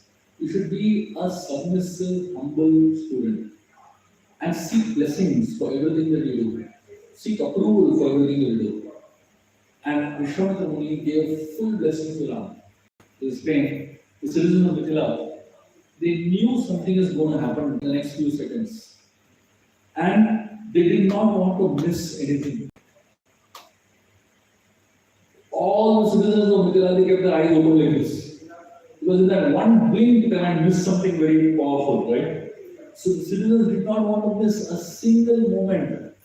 Lord Ram lifted the bow, kept it on the floor, and he kept his right foot, right toe on the bow, and he bent it to string it. And when he bent the bow cracked in between. Such a tumultuous sound. The sound was so huge that it reverberated through the whole universe. Everyone sitting there in the courtroom, everyone fell down from the seats, except Janak Maharaj, Vishwamitra Muni, Ram and Lakshman, and Satanadarshi. Everyone else fell down from the seats. The sound was so loud and so powerful. Finally, the bow was broken. Janak Maharaj jumped up and he was so happy. He said, "Get Sita." He was so happy. As Janak Maharaj said, "Get Sita," suddenly Ram realized this is nothing else only happening over here. This is like a marriage thing happening. Sita comes with a garland in her hand. And then Ram, he suddenly starts panicking. He is hiding nowhere to get married. He said, "I never expected there is a marriage here." He said, "I cannot get married unless and until my father, Dasharatha Maharaj, sanctions it." Janak suddenly became sad. Finally, one person has lifted the bow. And now the bow was broken. So he was thinking, what will I do now? The only person that is qualified to marry my daughter, he is saying no. So Janak was very disturbed because he had kept a condition for the marriage of his daughter Sita that the person who marries her must at least lift this bow once. And thousands of men have come and tried in the past. So many people have come and tried to lift the bow, but no one was able to even budge the bow, let alone lift it. And so many people started feeling that Janak is a fool to keep such a condition for his daughter's marriage. It looks like Janak doesn't want his daughter to marry only. But these people didn't understand why Janak kept such a condition. It is explained that when Sita was a small child, one day she was playing with her friends and the ball went below the bow. She just went and lifted the bow with the left hand, picked up the ball and threw it back and ran away. And the guards standing there, they literally fainted. They couldn't believe that so effortlessly she lifted the bow with the left hand. They were stunned. They went and told Janak Maharaj, "Your Sita is something else." And Janak Maharaj at that point realized the person who marries Sita should at least be able to lift the bow once. Imagine if Sita gets married with a very thin fellow and she embraces him. What will happen to the fellow? He will die, isn't it? So that is why Janak Maharaj kept this condition. Of course, he didn't tell the reason to anybody. No one in Mithila knew about this. Because they would get scared of Sita, isn't it? So finally there was one person who lifted the bow and he is saying, "I can't get married."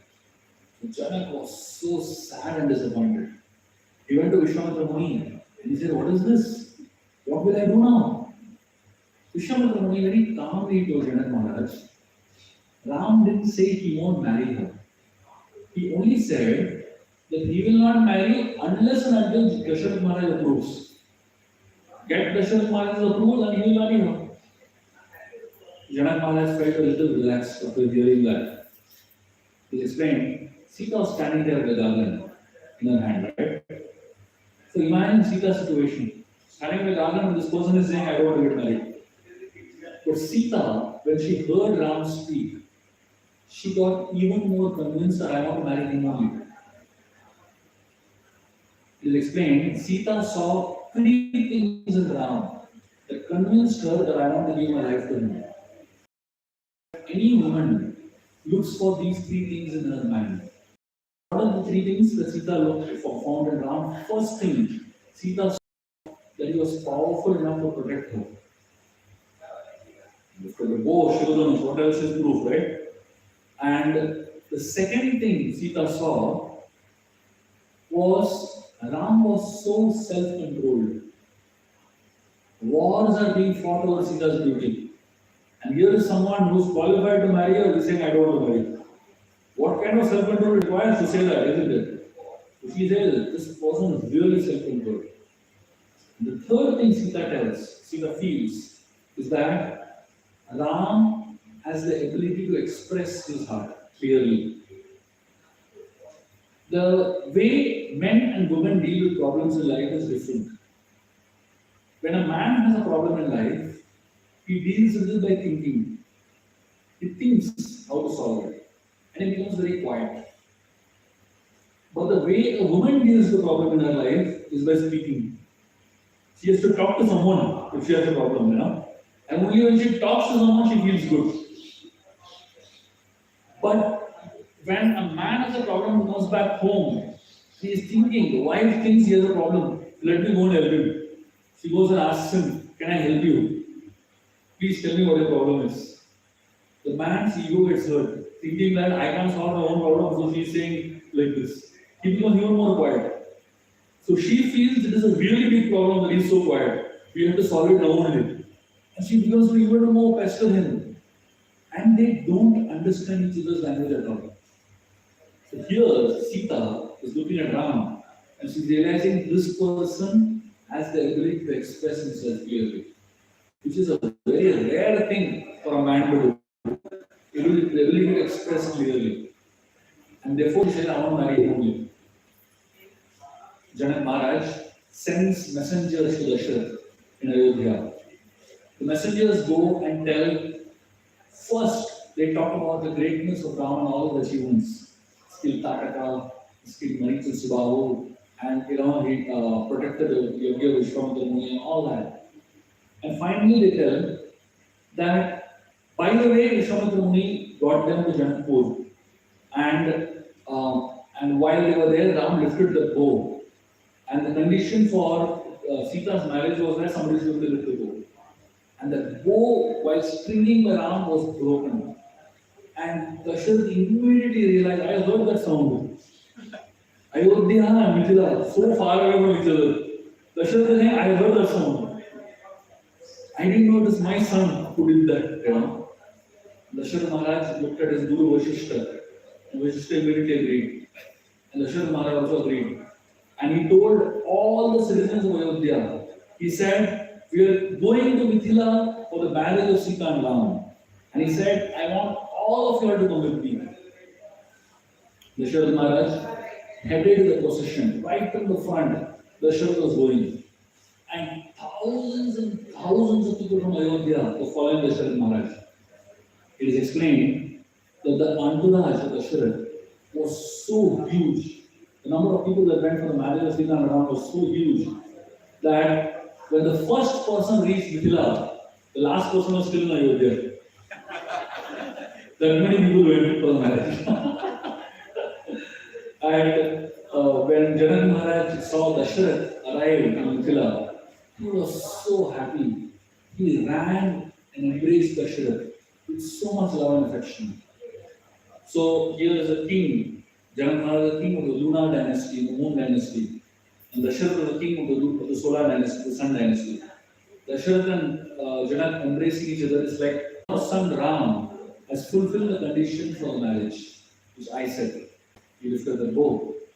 He asked Dasharath, do you have any conditions for the marriage? Dasharath said, I am a beggar.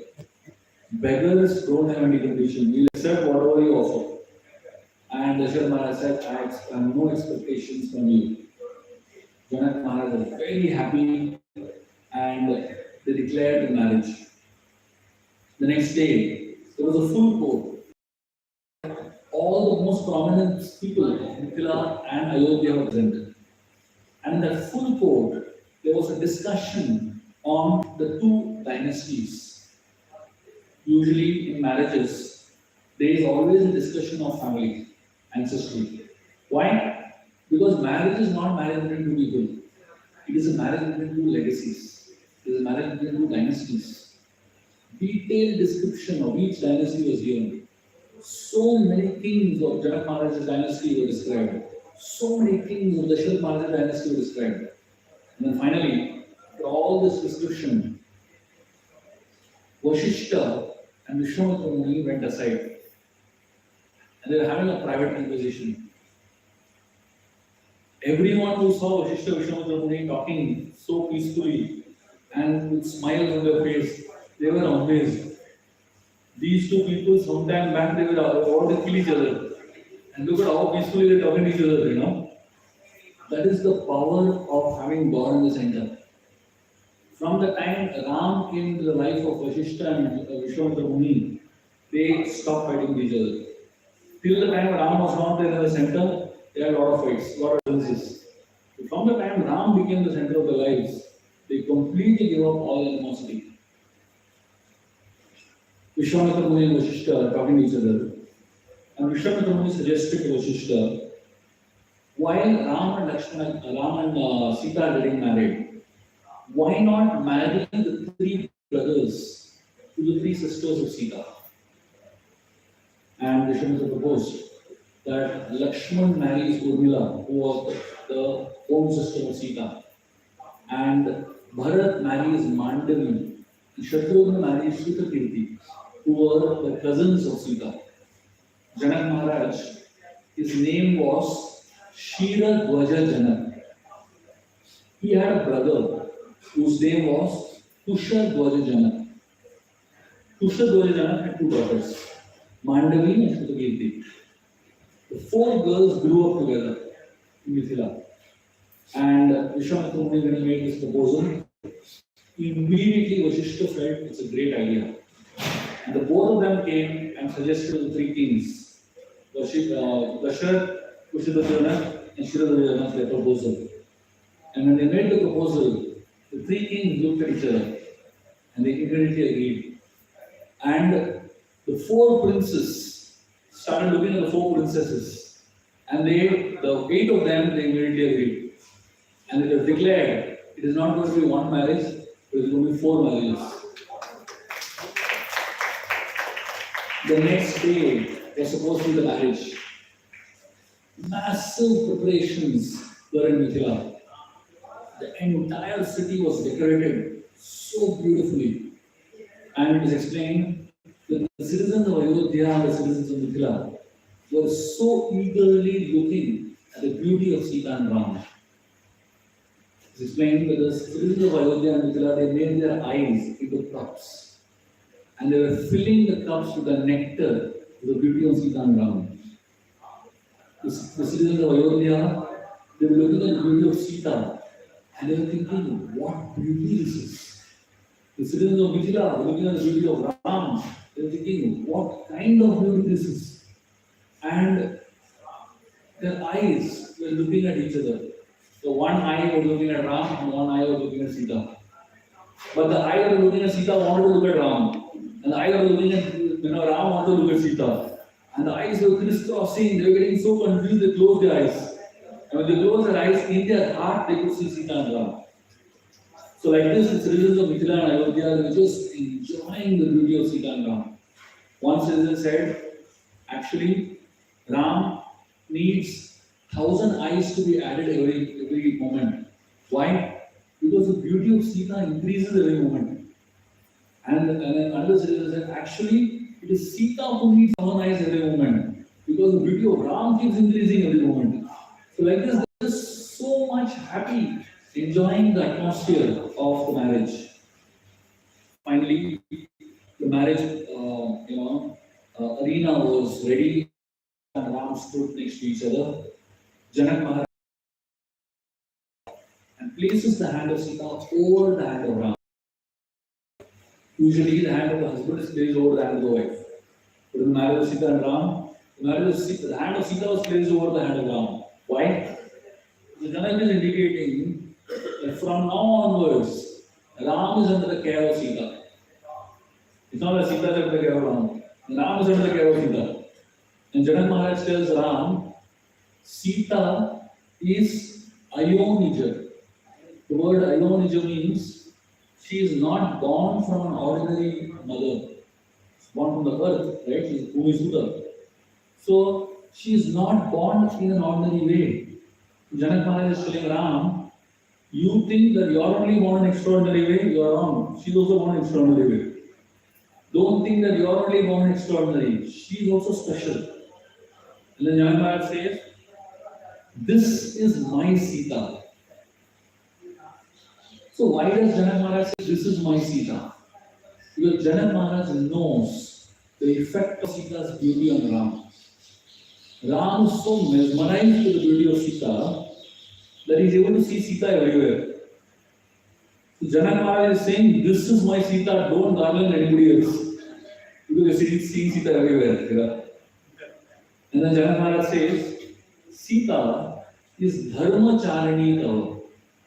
What does the meaning of the word Dharma Charini? He says, Sita is the follower of Dharma. As long as you are following the path of Dharma, Sita will follow you. But as soon as you deviate from the path of Dharma, Sita will correct you. And we find in the Ramayana 2 or 3 instances where Sita actually corrected Ram. And then Janak Maharaj says that Sita is like your shadow. The interesting thing about shadows is that the shadow is always connected to the feet of a person. Right? You always find the shadow disconnected from your feet. Have you ever find your shadow standing over there separately? The shadow is always connected to your feet. It extends from your feet only. This is just like the shadow. Sita will always be connected to the feet of Lord Ram. But when the sun is in front, the shadow is at the back. So that means Janak Maharaj is telling Ram that when the sun of prosperity is in front of you, when you are successful in your life, Sita will quietly follow you. But when the sun is at the back, the shadow is in the front. That means when you are going through a tough time in your life, Sita will go ahead of you and she will lead you, she will guide you. Like this, Janak Maharaj is advising Ram and connecting Ram to Sita.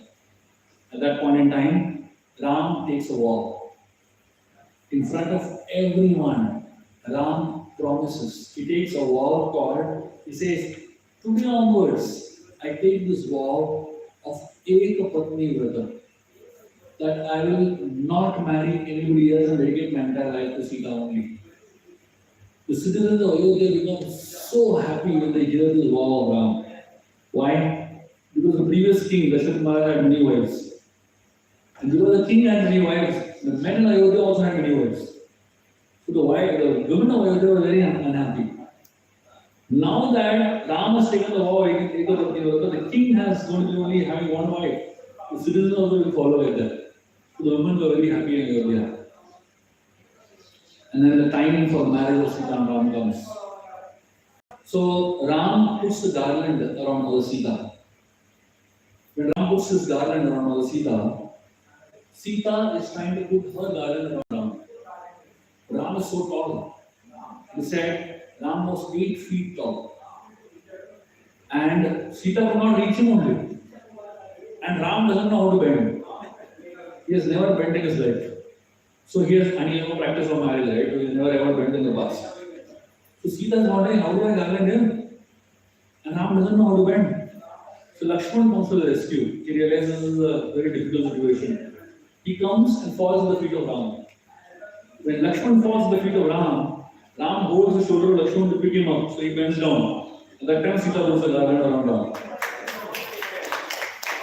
And that is how Sita and Ram's marriage happens. It is explained that when we hear Sita Kalyanam, when we hear the story of the marriage of Sita and Ram, it brings a lot of auspiciousness into our life. The word Kalyanam means auspicious, right?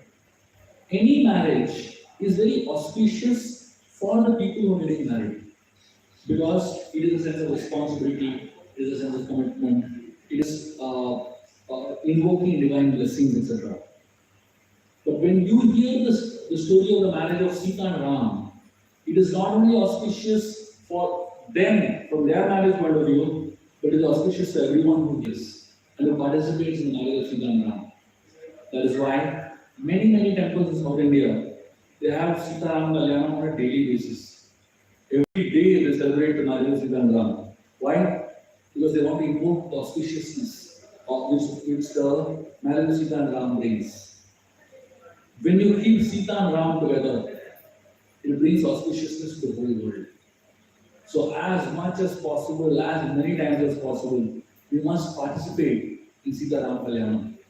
Not only in the form of hearing Katha, but also in the form of celebrating the festival.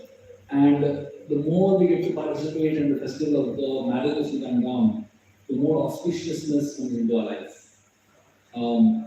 The idea of Sita Ram Kalyanam means it's the idea of bringing prosperity into the world.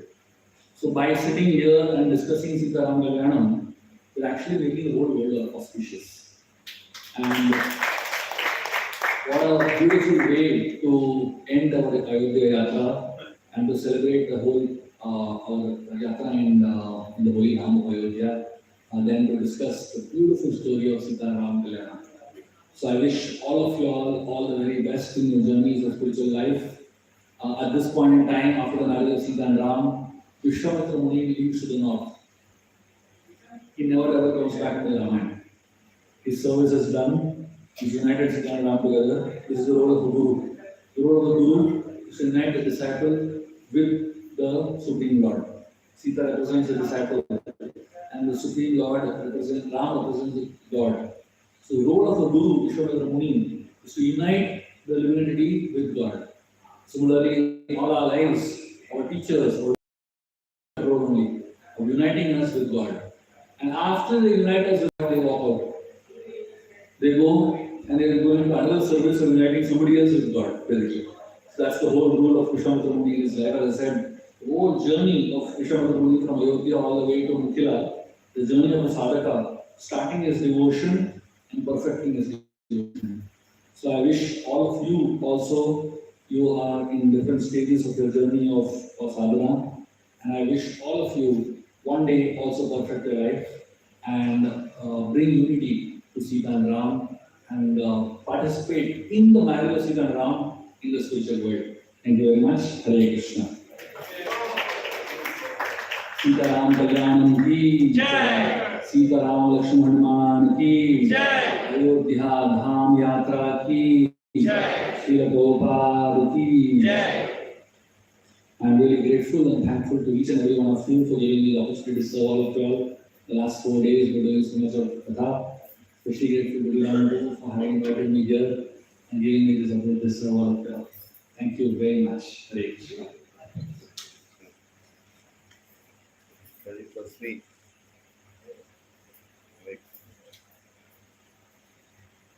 take this mic from you.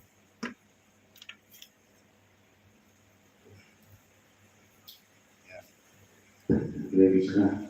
Firstly, please, we sincerely want to request you to please forgive all offenses, knowingly and unknowingly committed while dealing with you, while organizing this. We're too immature in terms of handling serious, so please forgive those. With your large heart. And today, it so happened that, the planning initial plan was such that some devotees planned, so they went to Naimisharanya.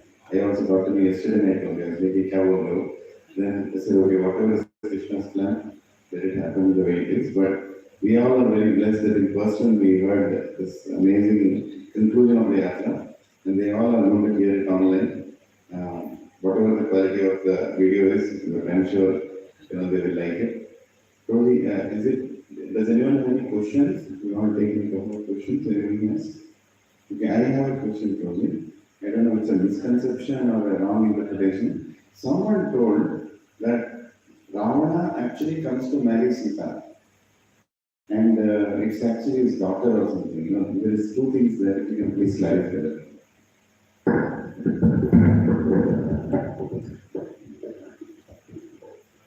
Ravana coming to Mithila for the sacrifice or for lifting the bow, that story is not in the Valmiki Ramayana. It's a folk tale, basically. So the authenticity of the story is not so much known. Though we can consider that story to be true because Ravana did lift the bow. That's the good part. But as far as the second story of Ravana being the father of Sita is concerned, that is a story made up by the Jains. The Jains made it up. It's in the Jain Ramayana, basically. So usually the Jains make up some stories to destroy people's faith and Vedic culture. So this is one of those stories. So it cannot be a true story at all. Any other? Okay, I have one question. I saw a lot of books in Amazon. So Yeah. if you have any book, I would like to have that signed by you. All the books are on Amazon only. I'm not carrying any book with me. So if anybody wants to buy any of my books, just search for my name, Shubha Vilas on Amazon. You'll find almost, close to 50 books now. Yes, for that. Prabhuji, Shriram is so kind and he is a very fascinating person and we love the rest of the ladies members. Even the birthday also birthday I did not take. But in the end, how he could able to send the Sita to the forest when she is very pregnant and since I have, every time I do Ramakatha, this question comes. So I've created a video where I have explained in about 13 different ways how to understand this episode. So I'm going to send that video to Ilana. Please look at the video. You will never have this doubt in your life if you watch the video carefully. Okay? So I created this video because everywhere people ask me the same question. So I directly, because if I get into this, it will take me 45 minutes to an hour to finish explaining the answer. So please watch that video and make sure it comes to you immediately after the class, okay? Thank you. Actually, I saw your video. I made a presentation of it. Okay. 15 slider. I did it in Ram Navami 2 times already. Okay. I only need to attend that Ram Navami. Okay. Committee only I did. And even in my office I did on Ram Navami, Okay. just to clear the doubt. Everybody were amazed at how 13 reasons that there nobody knew about. And one of the reasons that Dharmacharini also gave that as a reason. Thank you. Thank you. Yes. Prabhuji, you mentioned about Sita correcting Rama in two different occasions. Yeah. Please elaborate on that, if at all time permits. And second is, in what context, in general for us, that wives can correct husbands, in what context, in what kind of situations? So as Prabhuji said, these two reasons are there in the video only. So you see the video, you get the answer to that. But as far as the context is concerned, wife and husband are supposed to be a team. It's not that husband is superior and wife is inferior, or wife is superior and husband is inferior. So as a team, they're supposed to progress together. So if one team member makes a mistake or does something that is not appropriate, the other person has to correct, has to point it out. Of course, the person has to point it out kindly, respectfully, but should point it out. So one of the symptoms of love is that when you love someone, you're genuinely interested in their progress. So if they are doing something that is not going to help them progress in their lives, you should correct, you should point it out. So that is the context in which corrections or feedback can happen. Okay. And regarding Ram getting corrected, that is there in the video. That is there in the video. Those two stories are there in the video. Otherwise. Anything else? So, can question on that? Yeah. Thank you so much for this message. It was very grateful. So my question probably you were mentioning about Sita Maya looking at three qualities in background. So that's the right qualities. So when looking at three different things in a man for her to get committed. So what should a man look at it in the way? The most important thing that a man should look in a woman is the kind heart. So because when a woman, see, woman naturally is motherly instincts. So when a woman has a kind heart, that woman can really take care of her husband very well. The second thing a man should look for in a woman is devotion in the heart. And the third thing that the man should look for in a woman is the ability to do some basic things that are needed to keep the house together. See, because a man creates a house, a woman makes it a home. There's a big difference between a house and a home, correct? So if the woman, the natural instinct of a woman is to nurture, is to create a homely atmosphere. And if that is not there in a woman, it becomes a very conflicting situation. It becomes a very difficult situation because man has a particular type of nature and woman has a particular type of nature. So the man's nature and woman's nature can't get exchanged with one another. It creates a lot of chaos in society, creates a lot of chaos in home. So that ability to create, transform a house into a home is what is a very, very powerful quality only a woman can have. Man cannot have that quality. So that is something, these are three things I feel are very important and man should look for in a woman. Yes. Thank you so much for giving your association and this amazing Ramayana. So, generally, when people talk about Ramayana, like especially the South Indians, they think that they know more about Ramayana. But two questions arises now most of the time. Like, being a god is not able to protect his wife, and although Ravan is a demon, he was not touching Sita or doing anything to her without her permission. So, is there any video or something around that so that we can actually show that to them so that they get the things right? So I've answered that in that video also, but I'll explain you in essence.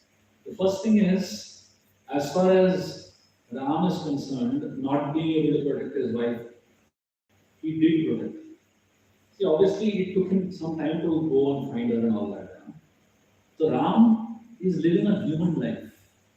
So as a human being, whatever troubles and difficulties one can go through, Ram also goes through them. So he doesn't show himself to be God. He shows himself to be an ordinary human being just to teach us how an ordinary human being should deal with different circumstances that he or she goes through in her life. So he demonstrates through his own example model. So it's not, he lost her for some time, but he fought an entire war to bring her back. That's the first way of looking at it. And as far as Raman not touching her is concerned, there is a discussion in the court of Ayodhya itself, where the ministers of Raman ask him, why are you not doing anything to her? It's been so many months you have brought her here, why don't you go and do something with her? Raman says, what to do? I want to do, but I have a curse. The curse that I have is that if I touch her without her sanction, I'll die. So it's not that he is not doing because he doesn't want to do. He is not doing because he has no option. You understand? There's a curse in his head. In fact, Ravan has 18 such curses. So there's an entire chapter in the book of all the 18 curses of which Ravan has. And you will understand, and most of these curses are given by women only. The women that he has raped in the past, women that he has molested in the past. It's not that suddenly Ravana becomes sadhu. He's just helpless basically. Okay? You tell them, whoever asks you, tell them he has done this same thing with many women in the past. And he has raped them actually. Rambha and so many women he has done. Okay? Thank you very much. I'll see you all hopefully in another time. Hare Krishna. Hare Krishna. Thank you.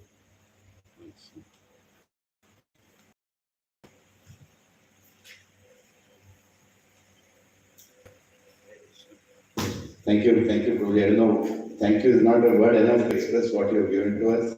This Yatra you accepted and we all managed to come here. Let's offer our humble obeisances to Prabhuji. Panchakam Putrobhisya, Pasinubhevachya, Patikanam Pavanebhyo, Vaishnavebhyo, Namo Namaha, Anantako, Vaishnavrinda ki jai, Srila Prabhupada ki jai. Hare Krishna. So much to discuss, so much to contemplate. The lectures are recorded. You all can hear them again. Please hear them again, and like Prabhuji said, please discuss when you go back. With your spouses, with your children, with your parents, whatever little points that you got here. If you discuss, you'll remember it more and more. Because I heard Prabhuji's lectures and I made presentations out of it for Ram Navami. 2 presentations I made. Because I made the presentations, I remember them so well now. You keep repeating it again and again. But timeless wisdom and given it in such a beautiful way, bro. Thank you very much.